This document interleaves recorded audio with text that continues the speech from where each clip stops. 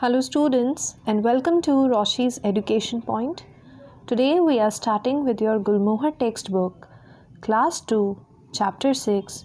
The name of the chapter is The Man Cub. So now let's start the chapter. It was a quiet evening in the jungle. Quiet means बहुत शांति थी उस दिन. Evening का मतलब शाम. तो एक दिन शाम को जंगल में बहुत शांति थी. The wolf family was resting in their cave. जो wolf की फैमिली हुए वो एक केव यानी कि एक गुफा के अंदर रेस्ट कर रही थी. Father wolf had just woken up from sleep. Mother wolf was lying with her 4 cubs. Cubs का मतलब होता है बेबी एनिमल्स जो होते हैं. तो जो फादर थे वो अभी अभी सोकर उठे थे एंड जो मदर थी वो अभी भी अपने 4 cubs के साथ लेटी हुई थी. That's when they heard the tiger's angry roar. और इसी टाइम उन्होंने क्या सुना? टाइगर ज़ोर से रोर कर रहा है. जब लायंस या फिर टाइगर ज़ोर से आवाज़ निकालते हैं, दहाड़ते हैं, उसे रोर करना कहते हैं. I wonder what has made him so angry, said Mother Wolf. अब मदर वुल्फ ने बोला कि मैं ये सोच रही हूँ कि टाइगर को इतना गुस्सा किसने दिला दिया. They walked up to the mouth of the cave. The bushes in front of the cave moved. Father Wolf and Mother Wolf stepped back a little. अब उन्होंने ये देखने के लिए उस गुफा के एकदम ओपनिंग पर आए कि टाइगर इतनी ज़ोर ज़ोर से किस पर रोर कर रहा है. तो उन्होंने देखा कि वहाँ पर जो झाड़ियाँ हैं, बुशेस हैं, वो हिल रही हैं. तो हिलने की वजह से जो फादर वुल्फ थे और जो मदर वुल्फ थी वो थोड़ी सी एक स्टेप पीछे आ गई. Suddenly a tiny human baby crawled out of the bushes. He grabbed a low branch and tried to stand up. एक छोटा सा बच्चा क्रॉल कर मतलब जो बच्चे प्रॉपर तरीके से खड़े नहीं हो पाते हैं और वो अपने घुटनों की मदद से और हाथों की मदद से चलते हैं, उसे क्रॉल करना कहते हैं.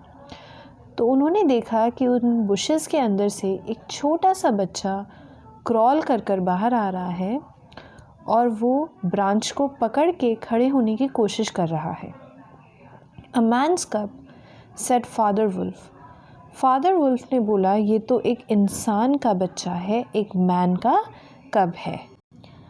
Is that a man's cub? said Mother Wolf. I have never seen one before. Oh, how little he is. Mother Wolf ने बोला मैंने तो कभी इंसान के बच्चे को नहीं देखा, ये कितना छोटा है. The baby looked up at them and laughed.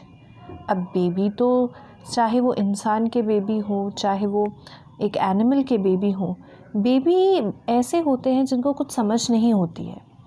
तो ये जो हमारा मैन का कप था, इन्होंने भी एनिमल को देखकर हंसने लगा. Shere Khan must be after the man cub. Let's take him inside before he gets here, said mother wolf. Mother wolf ने बोला शेर खान ज़रूर इस बच्चे के पीछे होगा, ज़रूर वो इस बच्चे को मारना चाहता होगा. तो इस वजह से हम इस बच्चे को अपनी गुफा में ले लेते हैं ताकि वो सेफ रहे. Inside the cave, the baby crawled between the sleeping wolf cubs and lay down. Just then, Sher Khan reached the mouth of the cave. अब जैसे ही मदर वुल्फ ने उस बेबी को अंदर लिया तो बेबी ने क्रॉल करते हुए गया और जो वुल्फ के कब सो रहे थे उन्हीं के बीच में जाकर वो भी लेट गया. इतने में ही शेर खान उस गुफा के ओपनिंग पर आकर खड़ा हो गया. What do you need, Sher Khan? asked Father Wolf, walking towards Sher Khan with angry eyes. अब जैसे ही शेर खान उस केव की ओपनिंग पर आके खड़ा हुआ तो फादर वुल्फ ने पूछा तुम्हें क्या चाहिए, और गुस्से से उसकी तरफ देखते हुए आगे बढ़ रहा था. A man's cub came this way, said Sher Khan. His parents have run away, so give him to me. अब शेर ने बोला कि एक मैन का बेबी यहाँ पर आया है, उसके पेरेंट्स यहाँ से भाग चुके हैं, तो मुझे वो बेबी चाहिए. The man's cub is ours now, said Father Wolf. Father wolf ने बोला वो हमें मिला है तो अब वो हमारा है. No it's mine, the tiger roared in anger. Tiger ने बोला, नहीं, वो मैन का कप तो मेरा है। Mother wolf leaped forward and stood in front of Sher Khan. The man's cub is mine. You cannot kill him. He will live with our pack now. Go away. अब जैसे ही father wolf और जो tiger था वो आपस में बात कर रहे थे, मदर वुल्फ एकदम से जंप करके जस्ट टाइगर के सामने आके खड़ी हो गई और उसने शेर खान से बोला कि अब ये जो इंसान का बच्चा है, ये जो मैंस कब है, ये अब मेरा है। तुम इसे नहीं मार सकते हो और आज से ये हमारी फैमिली के साथ ही रहेगा, तो तुम यहाँ से चले जाओ।